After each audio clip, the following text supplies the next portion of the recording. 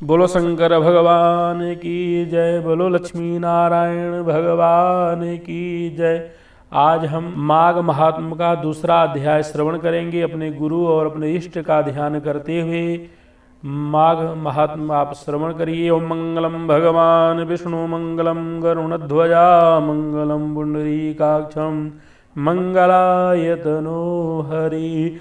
सूत जी बोले, हे मुनिजनों, उस तपस्वी के उन वचनों को सुनकर राजा ने विनीत भाव से कहा, हे विप्र, मैं माघ मास के स्नान के फल को नहीं जानता हूँ, आप कृपा करके मुझसे विस्तार पूर्वक कहें। राजा के इस वचनों को सुनकर तपस्वी ने कहा, हे राजन, अब सूर्योदय होने वाला है, अतः इस समय स्नान करने का शुभ मुहूर्त है। यदि कथा प्रसंग में समय नष्ट हो गया तो तुम्हारा यह एक शुभ समय हाथ से निकल जाएगा। इस प्रकार मेरी बात मानकर तुम स्नान करो और घर लौटने पर अपने कुल गुरु वशिष्ठ से इस प्रसंग को पूछ लेना। इतना कहा तपस्वी स्नान करने चले गए। राजा ने उनके वचनों को हृदय में धारण करके अपने साथियों सहित सरोवर में स्नान किया।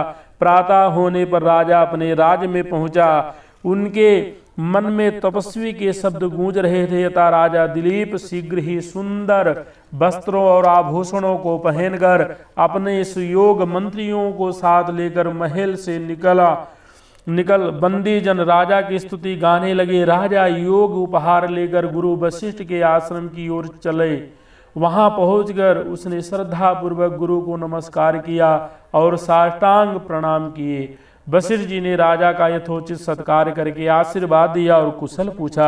वशिष्ठ जी ने सम्मुख बैठकर राजा से आदर से अपना सिर झुकाकर बड़े ही विनीत स्वर में उनसे यह कहा, हे भगवान, आपकी कृपा और आशीर्वाद से मैं पूर्णतया प्रसन्न हूँ। आपके द्वारा मैंने आचार, दंड नीति, राजधर्म, चारों वर्णों तथा चारों आश्रमों की समस्त क्रियाओं, दान, विधान, यज्ञ, व्रत, उपासना आदि विधियों सहित भगवान विष्णु के पूजन की समस्त बातों को विधि विधान से सुन लिया है। आज एक तपस्वी ने माघ महात्म्य स्नान की बातें सुनाकर मेरे दिल में एक जिज्ञासा उत्पन्न कर दी है। अतः हे नाथ, आप कृपा करके मुझे इस माघ मास का महात्म्य सुनाएं।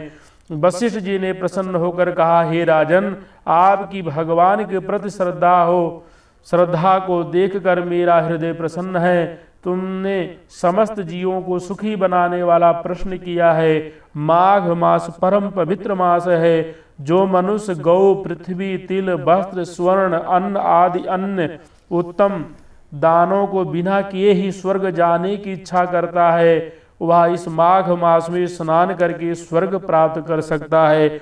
माघ मास में स्नान द्वारा प्राणी सीधा वैकुंठ को जाता है। जो व्यक्ति तिरात्रि तक कृच्छ चंद्रायण यो प्राक व्रत के द्वारा अपना शरीर सुखाना नहीं चाहते, परंतु मन में स्वर्ग जाने की इच्छा रखते हैं, उन्हें माघ मास में स्नान करना चाहिए। वैशाख मास में होम और दान, कार्तिक मास में तप पूजन होता है, परंतु माघ मास में स्नान करने से विशेष प्रभाव है। जो प्राणी बिना यज्ञ, दान, होम किए यदि स्वर्ग जाने की इच्छा करे तो उसे माघ मास में नदी, सरोवर आदि में सूर्योदय से पूर्व स्नान करना चाहिए। माघ स्नान का फल कामधेनु के समान है। विद्वान पुरुषों का कथन है कि माघ स्नान करने वाला प्राणी अनंत फल प्राप्त करता है, वह राजा होता है। माघ स्नान चाहे सकाम हो, चाहे प्रजा के लिए अथवा हरि भगवान के लिए हो और चाहे किसी निमित्त हो, माघ स्नान करने वाला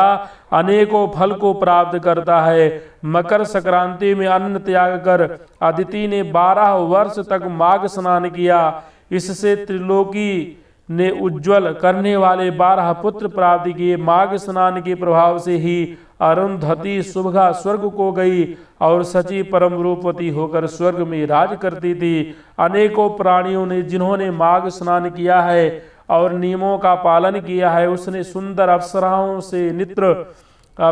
के नृत्य, गंधर्वों के संगीत, वाद्य यंत्रों से गूंजित, वेद पाठी ब्राह्मणों की वेद ध्वनि से मुखरित परम पवित्र लोक में स्थान पाया है। जिन मनुष्यों ने माघ स्नान के साथ दान किया है और प्रिय वस्तु का त्याग किया है, वे भाग्यशाली हैं। माघ स्नान के प्रभाव से अच्छी बुद्धि प्राप्त होती है, पापों का नाश होता है। इसके स्नान करने वाला प्राणी सहज ही उन लोगों को प्राप्त करता है जो ज्ञानी, तपस्वी और भगवान की आराधना करने वाले प्राप्त करते हैं। दान के द्वारा स्वर्ग प्राप्त करने वाले प्राणी पुण्य क्षीण होने पर पुनः लौट आते हैं, परंतु माघ स्नान करने वाले कभी नहीं लौटते, वे सदैव वैकुंठ वास करते हैं। माघ स्नान करने वाले प्राणी यदि दूध देने वाली गौ का दान करते हैं तो वह उतने वर्ष स्वर्ग में निवास करते हैं जितने गौ के शरीर में रोम होते हैं। जो प्राणी माघ स्नान के पश्चात गुड़ तिल का दान करता है उसके सभी पाप नष्ट हो जाते हैं। तिल का दान पाप नाशक है और उसको दान करके प्राणी निर्मल हो जाता है। जो मनुष्य माघ स्नान करके ब्राह्मणों को जूता और कमंडल दान देता, वह भोजन कराता है, वह मोक्ष को प्राप्त करता है। हे राजन, जो पापी माघ स्नान के साथ दान करता है उसे सद्गति प्राप्त होती है। पितरों के तर्पण से प्राणी वैकुंठ पाता है। दान के द्वारा प्राणी के सभी पाप नष्ट हो जाते हैं और स्वर्ग मिलता है। माघ स्नान करने वाले प्राणी को माघ मास में यथाशक्ति दान करना चाहिए। जैसे आकाश की शोभा सूर्य से, कुल की शोभा संतान से, उसी प्रकार तप की शोभा दान से है। यह पावन प्रसंग भृगु ऋषि ने मणि पर्वत पर विद्याधरों से कहा है। उनके अनुसार माघ मास में अधिक दान करना चाहिए। बोलो शंकर भगवान की जय, बोलो लक्ष्मी नारायण भगवान की जय, बोलो माघ महात्म की जय। हर हर महादेव।